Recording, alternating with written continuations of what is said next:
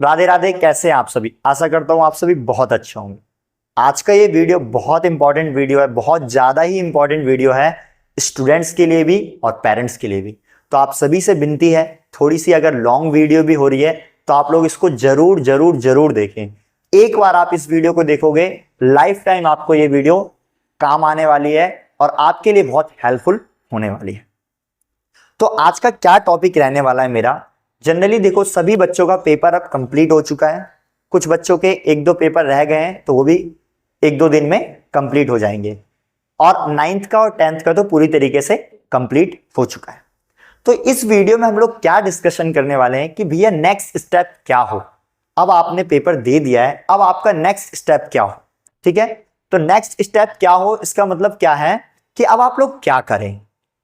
तो देखो, आप कहीं ना कहीं आप नेक्स्ट क्लास में आ गए हो, आप एक क्लास आगे बढ़ चुके हो। क्यों? क्योंकि देखो आपने पेपर दे दिया तो मैक्सिमम बच्चे पास हो जाते हैं। जो बिल्कुल ही नालायक है, बिल्कुल ही डल है, उन्हें छोड़ करके मैक्सिमम बच्चे कहीं ना कहीं रिजल्ट आने के बाद एक नेक्स्ट क्लास में आने वाले हैं, और 2 4 5 10 दिन में रिजल्ट भी आ ही जाएगा। तो फाइनली आप सोचो कि आप एक नेक्स्ट क्लास में आ चुके हो।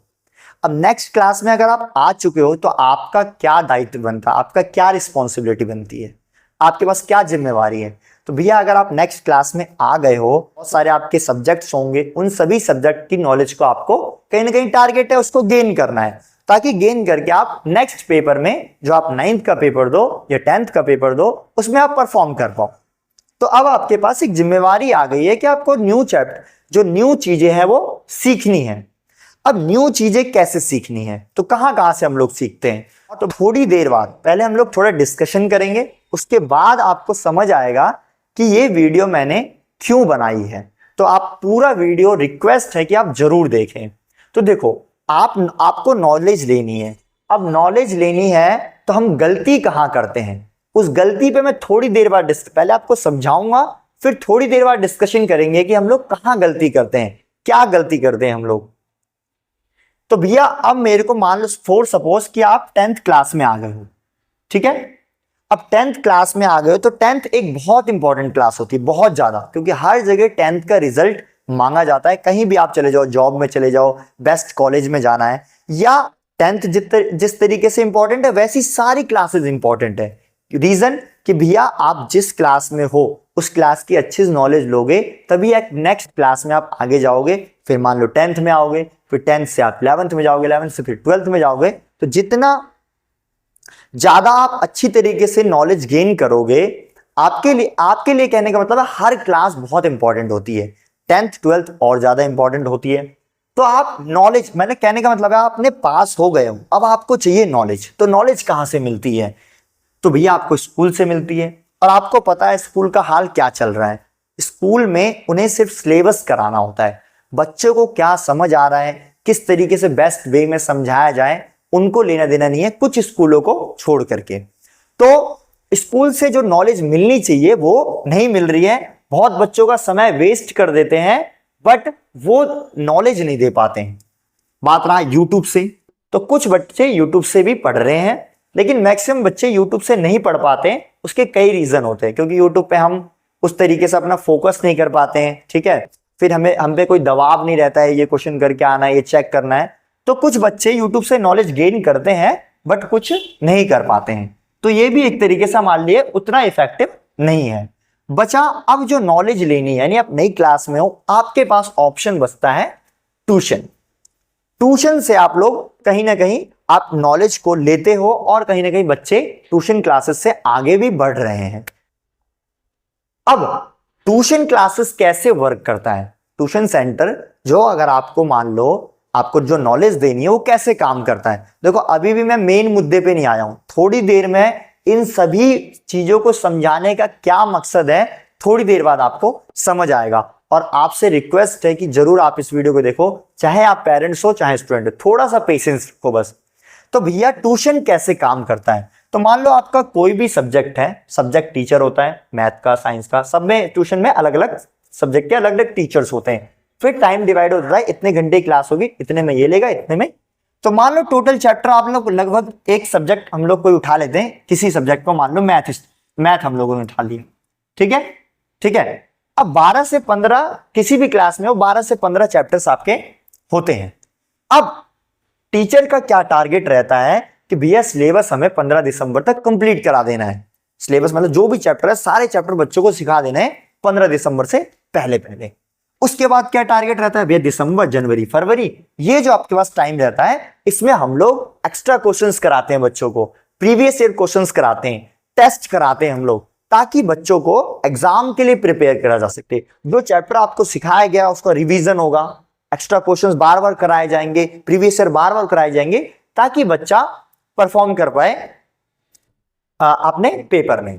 ठीक है, अब आपको 12 से 15 चैप्टर पढ़ने हैं, तो क्या आप इसको 1 महीने में पढ़ लोगे? क्या आपको इसको 2 महीने में पढ़ लोगे? 3 महीने पढ़ लोगे? नहीं।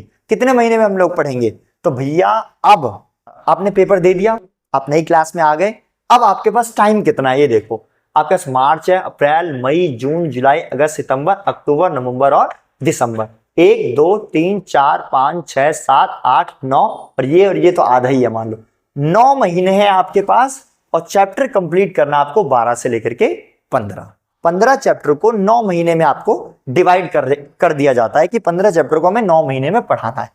अब ये बताओ, ठीक है, अब मान लो मार्च में बच्चे ने ज्वाइन किया, हमने मार्च, सभी देखो इस समय सभी टीचर्स, सभी कोचिंग सेंटर जो भी हैं वो सभी अभी स्टेटस वगैरह लगा रहे होंगे। आप लोगों ने देखा होगा कि हमारा न्यू बैच स्टार्ट हो रहा है, न्यू बैच स्टार्ट हो रहा है। जैसे हम लोग विद्यानिधि एकेडमी जो हम लोग क्लासेस स्टार्ट कर रहे हैं, वो 10th की क्लासेस हम लोग स्टार्ट कर रहे हैं 11 मार्च से।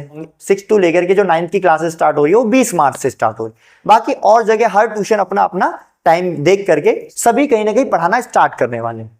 अब क्या होता है, कैसे हम लोग पढ़ाते हैं, तो भैया मार्च में मान लो बेसिक चीजें सिखा रहे हैं, पूरे मतलब साल में क्या क्या बेसिक चीजें आएंगी। ठीक है, अप्रैल में मान लो हमने 2 चैप्टर करा दिए, ठीक है, मई में हमने 2 चैप्टर और करा दिए। फिर कुछ ऐसे भी चैप्टर होते हैं जो एक एक महीना ले जाते हैं, तो जून में 1 चैप्टर, जुलाई में, ये सारी चीजें हमने एक एक करके एक 2 चैप्टर, एक 2 चैप्टर धीरे धीरे, क्योंकि नॉलेज धीरे धीरे ली जाती है, एक बार में नॉलेज नहीं आती है। ठीक है, आपने धीरे धीरे आपको सिखाया गया और दिसंबर में फाइनली आपका पूरा सिलेबस कंप्लीट हो गया। अब ये पूरे वीडियो को समझाने का मकसद क्या है मेरा, क्यों मैंने इतनी सारी चीजें आपको बताई, अब मैं आपको बताने वाला हूं।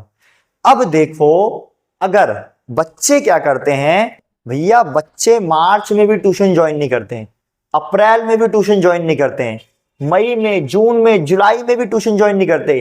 इस समय तो भैया अभी पेपर हुआ है, ठीक है, इस समय भैया अभी ये जो टाइम होता है कि भैया गर्मियां छुट्टी हैं, गर्मी की छुट्टी है, तो इस समय बच्चे लापरवाही कर जाते हैं। बच्चे अगर मान लो अगस्त में ट्यूशन ज्वाइन कर रहे हैं, कुछ कुछ बच्चे तो भैया हमारे पास अक्टूबर नवंबर में भी आते हैं पढ़ने के लिए। खुद सोचो, अगर आप अगस्त में ज्वाइन कर रहे हो तो आपने बेसिक खत्म, मतलब बेसिक आपका गया भैया, 2 चैप्टर आपके चले गए, 2 4, एक तो बेसिक गया, 2 2 4 1 5 1 6 चैप्टर आपके हाथ से निकल चुके हैं, जो अब आपको टीचर फिर नहीं पढ़ा पाता है। कितना भी कोशिश करे वो आपको उस तरीके, जिस तरीके से पहली बार प्रोसेस मतलब अच्छी तरीके से पढ़ाएगा, वो नहीं पढ़ा पाता, कई जगह नहीं ही पढ़ाता है। ठीक है, क्योंकि भैया उसको आगे बढ़ना है, 1 घंटे का टाइम ही रहता है। तो अगर आप ये मिस कर रहे हो मंथ, तो आप और कहीं ना कहीं 6 चैप्टर आप खो चुके हो, तो आने वाले 6 भी आपको नहीं समझ आएंगे। तो मेरा कहने का, इस वीडियो को बनाने का मकसद यही है कि जब भी आपका सेशन स्टार्ट हो रहा है तब से आप ट्यूशन को ज्वाइन कर लो, कहीं भी ज्वाइन करो। ये नहीं कह रहा आप हमारे यहाँ विद्यानिधि में ही ज्वाइन करो, भैया कहीं आस पड़ोस में बहुत सारे ट्यूशन है, जहां आपको अच्छा लगे वहीं ज्वाइन करो, लेकिन ज्वाइन करो। इससे क्या रहता है कि आप लोग भी बेहतर पढ़ पाओगे, एक अच्छा स्टूडेंट बन पाओगे, टीचर भी आपको बेहतर तैयारी करवा पाएगा। ठीक है, क्यों? क्योंकि भैया जनवरी, दिसंबर, जनवरी, फरवरी में जो ये अच्छी तरीके से चैप्टर पढ़ा होगा वही इन क्वेश्चन को कर पाएगा, नहीं तो समझ नहीं आता है। अब पेरेंट्स के लिए मैं क्यों कह रहा था ये वीडियो है, एक तो बच्चों ने समझ लिया। देखो कभी कभी बच्चे जो हैं लापरवाही करते हैं, और मैक्सिमम टाइम बच्चे लापरवाही करते हैं। तो जो पेरेंट्स हैं, अगर वो इस चीज को समझ जाएंगे कि ट्यूशन कैसे काम करता है, कैसे बच्चों को सिखाया जाता है, तो आपसे रिक्वेस्ट है कि भैया आप बच्चों को मार्च से भेजो। बच्चे लापरवाही करेंगे, बच्चे आलस करेंगे, लेकिन आपको पता होना चाहिए आप पैसे लगा रहे हो, आप उनको मार्च से ट्यूशन भेजो। कई पेरेंट्स ऐसे होते हैं जो फीस बचाने के लिए वो अगस्त में सोचते हैं भेजेंगे, लेकिन उनकी गलती नहीं है क्योंकि उनको पता नहीं है। ठीक है, तो आप अगस्त में भेजोगे तो आप हो सकता है कुछ फीस बचा लो, बट आपके बच्चे का बहुत बड़ा लॉस हो चुका होता है। तो भैया आप जिस भी क्लास में हो, जरूरी नहीं है 10th, ये सभी क्लासेस के बच्चों के लिए है। सभी क्लासेस में इसी तरीके से पढ़ाई होती है। आप पेरेंट्स हैं, पेरेंट्स से रिक्वेस्ट है, आप स्टूडेंट हैं, आप स्टूडेंट से रिक्वेस्ट है कि भैया आप जल्द से जल्द पढ़ाई को स्टार्ट करें और बच्चों को स्टार्ट करवाएं, ताकि वो बच्चा उस क्लास में अच्छा परफॉर्म कर पाए, क्योंकि उस क्लास में अच्छा परफॉर्म करेगा तभी आने वाली आगे की क्लासेस को समझ आएगी। होप आप लोगों ने इस वीडियो को पूरा का पूरा देखा होगा, और बहुत बहुत धन्यवाद आप लोगों ने अगर इस पूरी वीडियो को देखी है। और अगर आप लोगों ने कुछ सीखा है तो आशा करता हूं आप सभी इसको अप्लाई करेंगे। ठीक है, आप जल्द से जल्द ट्यूशन स्टार्ट करेंगे, आप जल्द से जल्द पढ़ाई स्टार्ट करेंगे और अपनी लाइफ में आप आगे बढ़ेंगे। धन्यवाद आप सभी का। राधे राधे।